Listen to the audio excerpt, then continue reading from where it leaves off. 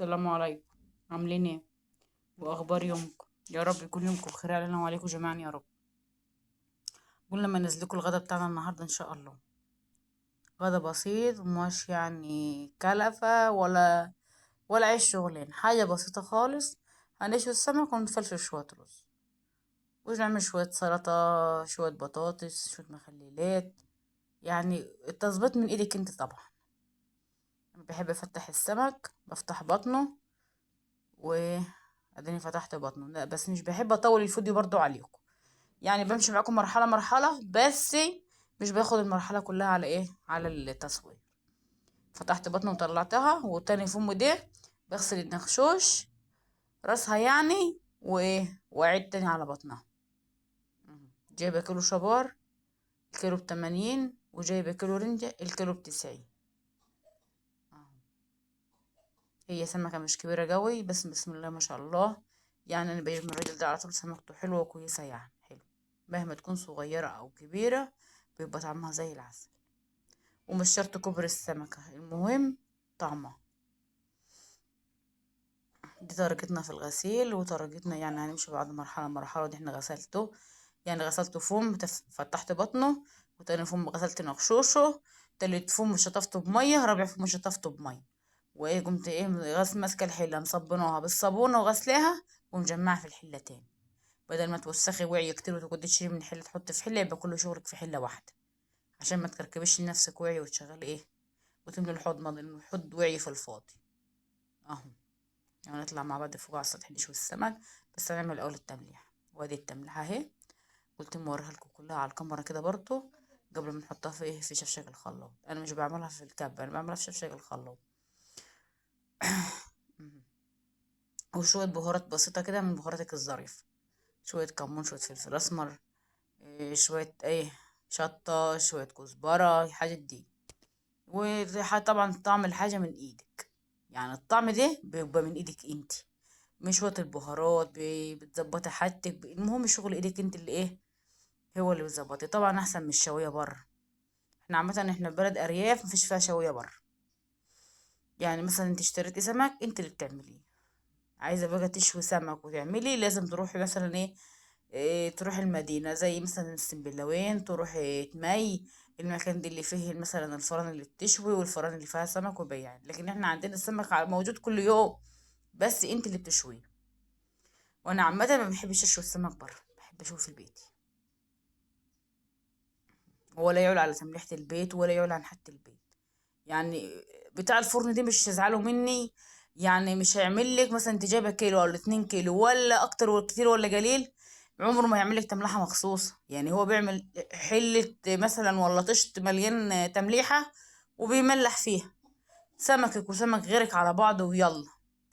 يعني اقل تمليحه يوم ما يردش فيها سمك، بيرد لها يمكن بال30 كيلو سمك على بعضه كده، ورا بعض ورا بعض ورا بعض. لكن انت تمليحتك انت بتعملي شويه التمليحه، بتملحي فيها الكيلو بتاعك او ال2 كيلو بتوعك وخلاص. يعني تمليحه متحبشه ومتظبطه، تمليحه بيت، شغل بيتي. وطبعا ولا يعلو عن شغل البيت. مش تقولي لي اروح اشوف في الفرن واجيب سمك مش عارف ايه. لا، انت هاتي سمكه محيره وشوها في بيتك. مش لازم تجيبها سمكه كبيره وتعملي على قد ايدك، على قد استخدامك، على قد اللي ايدك طايلاه، وكل يوم عايز. مهم. وهوريكم برضو الفرن. هودي الكاميرا على الفرن برضو واوريهولكم. احنا لسه بنردد وبنحط شويه رده بساط كده على كيس علشان الرده ما تفضش. وطبعا ايه تردها تاني في الوعي اللي انت عاينه فيها الرده. شو بحطه على الكيس بردد، بس انا نخلتها. بس كنت هجيب لكم برضو ان شاء الله المره الجايه على الكاميرا وانا بنخل، يمكن حد ما يعرفش طريقه النخيل. طبعا لازم تنخلها برضو يكون فيها حاجه ما انتش ضامنه. طبعا الرده بتتعان عندنا من سنه للسنه. احنا في الارياف هنا بنعين الرده عندنا من سنه للسنه. وهوريكم برضو طريقه تخزين الرده ان شاء الله لما نيجي نخزنها. مش بنخزنها في فلزرات ولا كلام من ده. بحطها في جزاز وعينها كده، ما ولا بحطها في فريزر ولا بحطها في حاجات من دي، وبتفضل من السنه للسنه. واهو تحطه في الفرن اهو، على الفرن من فوق وهدي من تحت. يا دوبك من تحت كده ريحه بسيطه، وايه، وتشتغلي كده على مهلك كده بالراحه. نار عاليه من فوق اهي. والنار تبقى واطية من تحت، وترد وش الفرن نص ردة كده. طبعا كل حاجة واضحة قدامكم. وايه، ويا رب طريقتنا تعجبكم، ويا رب يكون تنزيلاتنا بتعجبكم. واللي عنده اي تعليق لأي حاجة برضو يعرفنا. يعني اللي عندها مثلا تعليق، اللي احنا غلطانين في حاجة، اللي احنا عاملين حاجة، برضو عرفون. احنا اخوات وبنتعلم من بعض. احنا مش بنعلمكم، احنا بننزل لكم على اساس ان احنا نفضل معاكم وايه وتتابعوني واتابعكم، ونفضل مع بعض على طول، ودي احنا بندرج كل يوم مع بعض. بس ما تنسوناش كده باللايكات والاشتراكات، عشان القناة تكبر وتبقى تبقى حلوة كده، والدنيا تمشي يعني بإذن الله. ومحدش يتريق على عود القش بتاع الظريف ده. على فكرة، احنا في الأرياف ما بحبش احط السمك الا على عود القش ده. يعني عندنا القش ده بيطلع من زرعة اللهم صل على النبي، زرعة الرز. زرعة الرز دي لازم اخزنها من السنة للسنة، حبة القش دول امسك عدتين حلوين كده، وان شاء الله كان لنا عمر وفضلنا مع بعض هوريهولكوا برضو. بنقوم لمين عدتين قش نضاف وعينينهم في جنب كده لتمليحة السمك. تشوي السمك الظريف بتاعك، تحط عود القش تحت منه. لا تقولي لي ورق، ولا تقولي لي جرنان، ولا تقولي لي ورق من بتاع المطبخ، ولا كلام من ده، ولا يعلى عن عود القش تحت السمك. بيديله نفس وطعم ما اقولكيش. وطبعا الارياف، اللي لو حد بيسمعني من الارياف، هما اللي عارفين يعني ايه عود قش تحت السمك. انا ما بعملش الا كده. يعني حصل ظروف ليا ورحت هنا ولا هنا، واديت لاي واحده جارتي ولا اختي ولا بنت خالتي ولا كده تشوي لي السمك، اقول لها سمك يتحط على عود جيش. في ناس بتحطه يعني مش فارقه معايا، ممكن تحطه في مصفى، ممكن تحطه في اي حاجه، اني لازم يتحط عود الجش في الطبق. الطبق اللي انا حاطه فيه السمك يتحط مره، واني بطلع من التمليحه يتصفى، وعود جش في الطبق اللي هيتعان فيه. ولا يعلى عليه، بيديله نفس وطعم. ودي شغل الفلاحين وشغل زمان، الجدود بتاعتنا كانوا بيعملوا كده. واحنا يعني احنا اتولدنا وتعلمنا على كده، واني اتعلمت على كده، ما بعرفش اعمل الا كده. بحس ان السمك طعمه بيتغير، بحس ان السمك بيبقى السمك من تحت معجون. وده احنا شوينا وخلصنا السمك، وهنطلع بقى نعمل حبة الرز المفلفلين بتوعنا الظراف مع بعض. أنا كنت عايزة اعمل رز بصلاية، بس عيالي كده كل واحدة لها طلب شكل. وادي البطاطس، نعمل صحن بطاطس. وادي التملحة بتاعتنا، التحبيشة بتاعتنا اهو.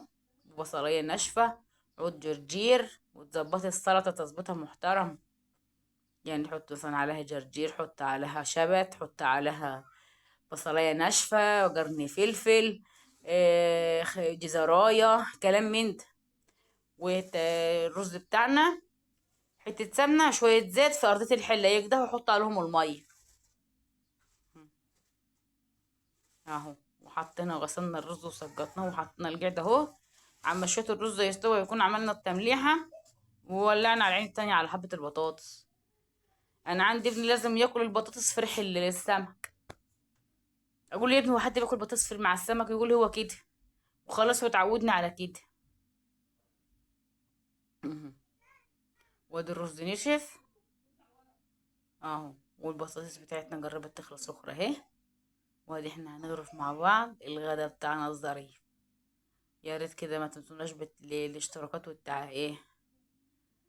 تنسوناش بالاشتراكات.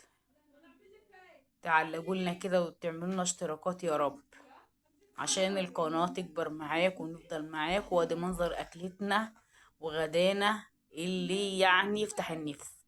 شو منظره اهو. دي اخر بقى اكشن فيه. ايه رأيكم؟ متنسوناش بالتعليقات والاشتراكات، عشان القناة تكبر معاك وأحلى متابعين. والسلام عليكم.